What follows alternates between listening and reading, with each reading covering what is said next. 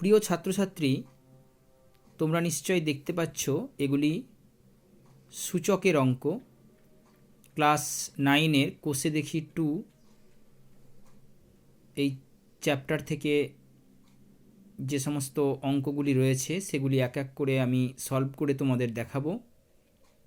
ভিডিওটি শেষ পর্যন্ত তোমরা দেখবে। তো প্রথমেই দেখো যে অঙ্কটি রয়েছে, একের দাগের মান নির্ণয় করি।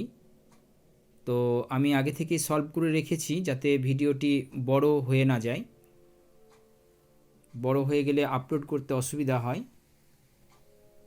তো দেখো এখানে আমি সলভ করে রেখেছি। প্রথমেই দেখো একের দাগের একেরটা কি রয়েছে, 5√8 to the power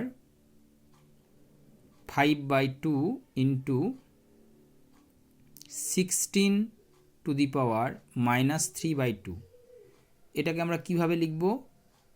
8 to the power 1/5 to the power 5/2 into 2 to the power 4। আচ্ছা, এখানে তোমরা বুঝতে পারলে না হয়তো। দেখো সূচকের নিয়মে যেটা বলছে যে x√a যদি থাকে তাহলে আমরা লিখতে পারি a two the power 1/x। ঠিক সেভাবেই এখানে আমি লিখেছি 8 টু দি পাওয়ার 1/5। আর এক্ষেত্রে 2 টু দি পাওয়ার 4 মানে হচ্ছে 2 ইন্টু 2 ইন্টু 2 ইন্টু 2, অর্থাৎ পরপর যদি আমরা 4 বার গুণ করি 4টে 2কে, তাহলে আমরা 16 পেয়ে যাব। তো আমরা সূচকের নিয়মে লিখব 2 to the power 4 to the power -3/2।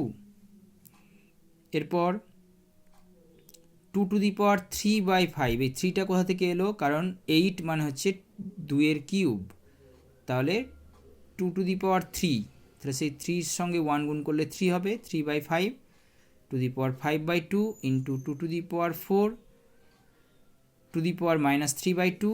এবার আমরা কি করব? 2 টু দি পাওয়ার 3/5 ইন্টু 5/2, সূচকের নিয়মে এইভাবে গুণ হয় পাওয়ারে, into 2 to the power 4 into -3/2।